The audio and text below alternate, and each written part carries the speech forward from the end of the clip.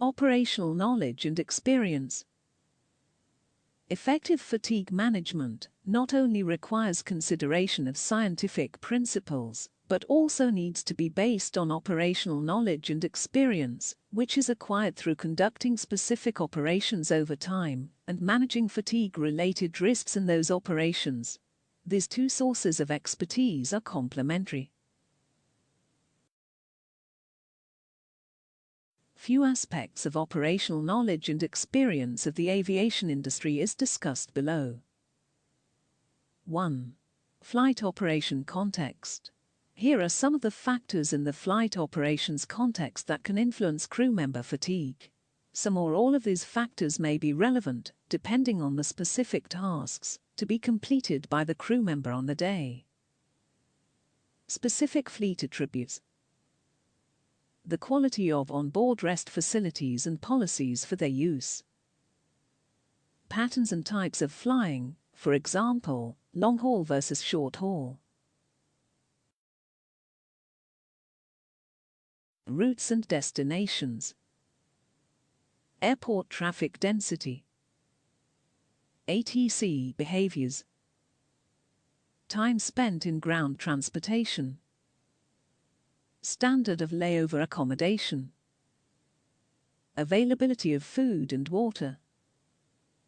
Social opportunities. Cultural differences. Experience in managing operational demands. Experience level in aircraft type, of crew members, and of the operator. Experience on type of operation. Experience level as a pilot in command. Experience level at a specific airline.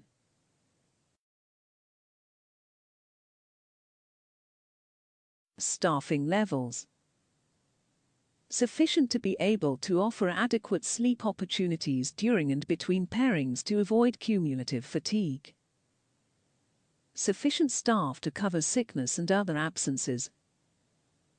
For cabin crew, a sufficient number of crew members to cover the service needs on a given flight. Irregular operations. Frequency of the need to use captain's discretion or duty period extensions. Frequency of disruption to schedules and the assignment of unscheduled duties. Pressures to complete schedule. 2. Organizational context. Organizational context also relates to how the organization does things internally. The following discussion identifies some of the ways in which the organizational context can influence fatigue. Career stability. Commercial pressures. Changing employment arrangements, for example, labor agreements, use of contract employees. Bankruptcy or receivership or merging airlines. Level of autonomy of the crew during a duty period. Pressures, commercial and personal, to complete the mission. Geographic separation from the crew support team, for example, immediate support and supervision is not always readily available. Crew members are the final link in the safety chain for every flight. Fatigue management structure. Fatigue management is integrated into day-to-day risk management activities versus being the responsibility of an independent group or individual. Effective reporting practices. Safety reporting system. Ease of reporting fatigue hazards.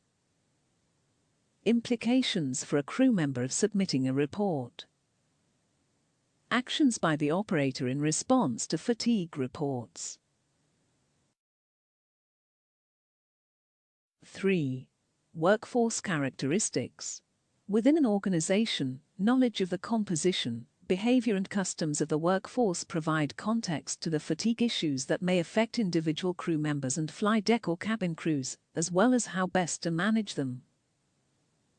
Following discussion identifies some of the areas where the workforce context may influence fatigue. Crew cultures, nationality, fleet or rank, home base, generation and gender. Communication, crew coordination, attitudes towards safety and fatigue, procedural differences, division of in-flight roles, allotment of on-board rest, etc.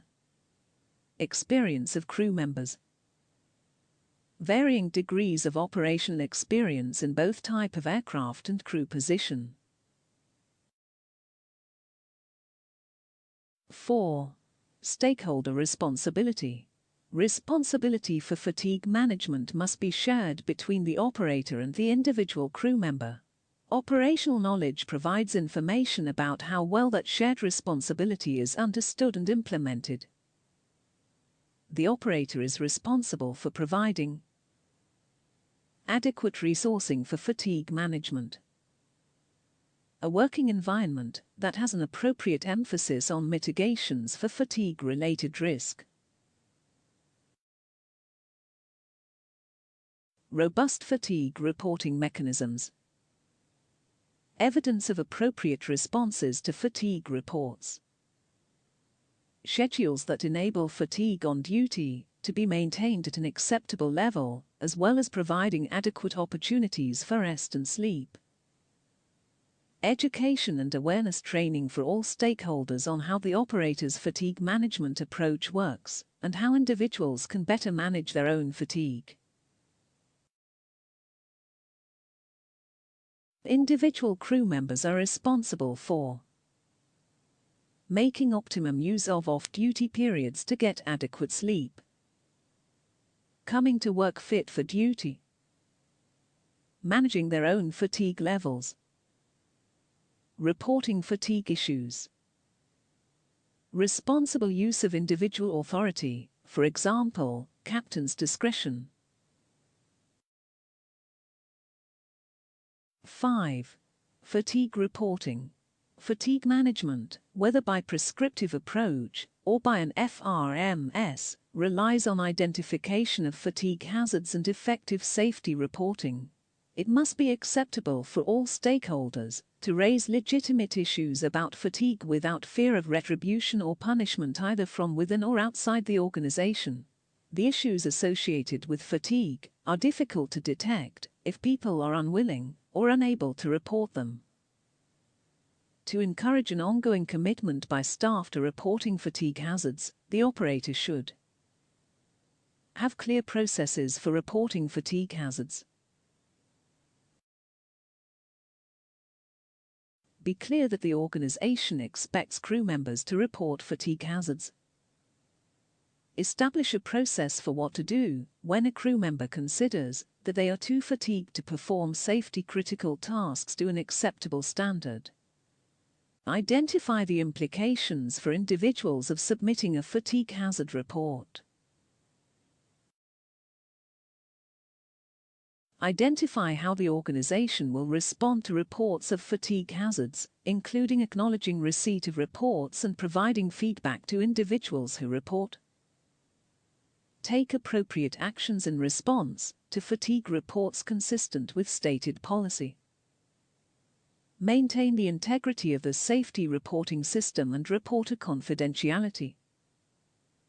Provide feedback on changes made in response to identified fatigue hazards.